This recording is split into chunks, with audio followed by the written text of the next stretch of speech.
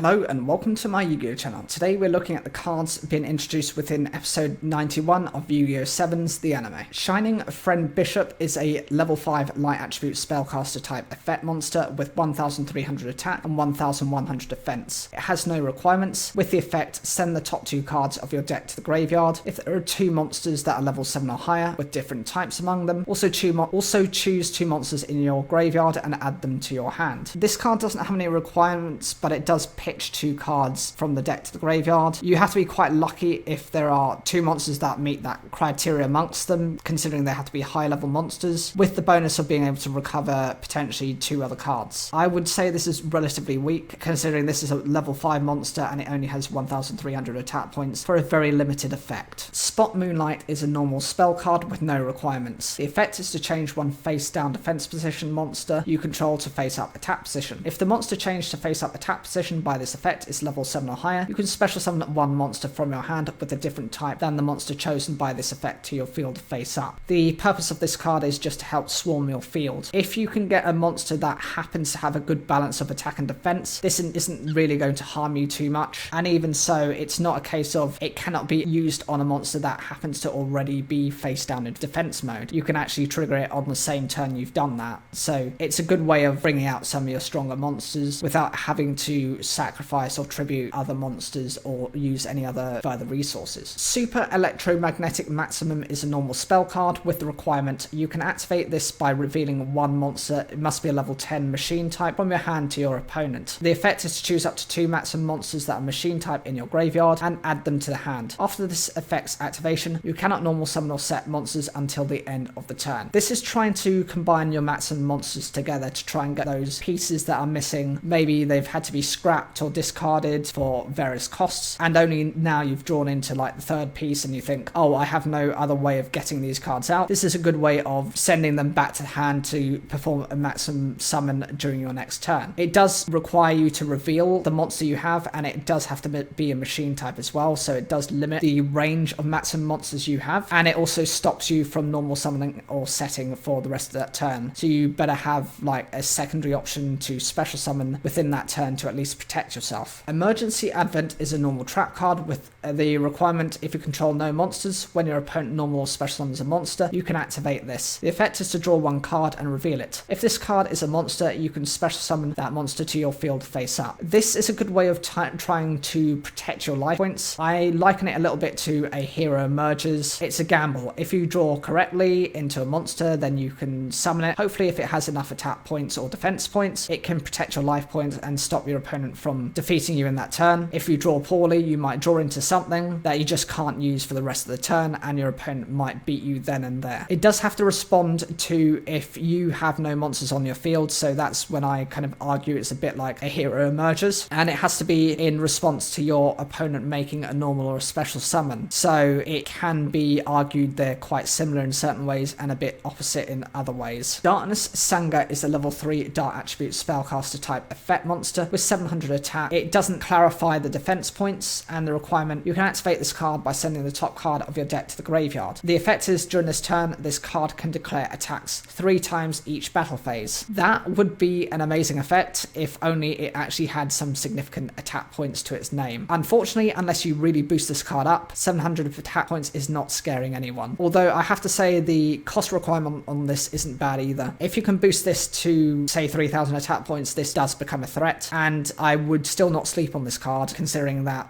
in a matter of a couple of quick cards, this can become a significant threat very quickly. Darkness Zero Rogue is a level 7 dark attribute spellcaster type effect monster with 1500 attack and 2100 defense. The requirement during your main phase, this card was special summoned. If there are 8 or more monsters that are dark attribute spellcaster type in your graveyard, you can activate this. The effect is to destroy all face up monsters level 8 or lower your opponent controls. That is quite a specific requirement and pretty much requires you to build an entirely dark attribute spellcaster style of deck to actually trigger off this effect. This can only be used when this is special summoned as well, and it has to be, meeting certain conditions. It also requires you to only destroy all face up monsters that are level 8 or lower, so if your opponent has any maximum monsters, those won't be affected by this effect, as well as any face down defense position monsters, those will also be shielded from this effect. Magician of Dark Sevens is a level 9 dark attribute spellcaster type fusion effect monster with 2800 attack and 2600 defense. Fusion materials are 7 rogues magician and darkness 0 rogue. There are no requirements. With the continuous effect, this card gains 300 attack times the number of monsters that are dark attribute spellcaster type in your graveyard, and you do not take battle damage from the battles of your other monsters. This is okay because the more of those types of monsters you have in the graveyard, including the 2 fusion materials which will boost up anyway, the more powerful this becomes. At minimum, this will be a 3400 attack monster. You're easily going to climb beyond 4000 attack points, and your other monsters don't suffer any battle damage to you, so you can leave your weaker monsters in attack mode and know that they won't just OTK you by targeting, say for example, your Karibo. Darkness Magic 549 is a normal spell card with the requirement if your opponent controls a face-up monster, must be a level 7 or higher, and the only monsters in your graveyard are monsters that are dark attribute spellcaster types, you can activate this. The effect is to draw 1 card. If there are 4 or more monsters that are dark attribute spellcaster types with different names, you can draw an additional card. The purpose of this card is a bit of a gamble card. If you meet these requirements, you can draw twice, but it does require your opponent to have high level monsters already on their field to activate this, and you do have to have specifically only a certain type and attribute of monster in your graveyard. If you have anything else, you would need to recover those cards either to the deck or to the hand before you could even attempt to use this effect. Darkness Singularity is a normal spell card with no requirements. The effect is to choose 1 monster, must be a dark attribute spellcaster type in your hand, and a monster that is dark attribute spellcaster type in your graveyard with the same level. Special summon those monsters to your field in face-up defense position. There are a couple of cards. I think Magician's Navigation has a similar style of effect to this, and this is quite decent because you're able to get 2 very powerful monsters out onto the field at the same time. The only condition really that restricts you is they have to be of the same level. So if you're trying to aim high, you need to kind of have 1 that's already in your hand, and you already need to set up 1 in the graveyard. Darkness Restrain is a normal trap card with the requirement if you control a face-up monster that's a dark attribute spellcaster type, when your opponent normal or special summons a monster that's a level 7 or higher in face-up attack position, you can activate this. The effect is change all attack position monsters your opponent controls to face-down defense position. You can consider this like a mass version of Book of Moon, and it's actually quite decent because it prevents your opponent from really responding to you on that turn. It's like having a negate attack for the entire turn and gives you that extra turn in order to respond to what your opponent is planning. Darkness Disorder is a normal trap card with the requirement during your opponent's turn you can activate this after a spell card is sent to your opponent's graveyard. The effect is to choose 1 monster that's a dark attribute spellcaster type in your graveyard and special summon it to your field. Then all face-up monsters your opponent controls lose attack equal to the original defense of the monster special summoned by this effect until the end of the turn. I think this is fine in terms of what it needs to do, but it has to respond to when your opponent activates a spell card. If they're not on a spell specific strategy or don't plan on using any of these during the turn, it can be a bit of a waste gambling on when your opponent is going to get that ideal combo off. It does revive your monster, and it can be either in attack or defense position, and your opponent's monsters lose attack equal to the original defense, so the higher the defense of the monster, the more attack points they lose. But my own concern is I would hope that the monsters summoned by this effect have a balance of attack and defense. That way you can kind of get the best of both worlds. Darkness Fault is a normal trap card with the requirement when an opponent's monster declares an attack and attacks your face-up monster, dark attribute spellcaster type, you can activate this. The effect is to choose which monster receives that attack. Also during this turn, monsters your opponent controls that can attack master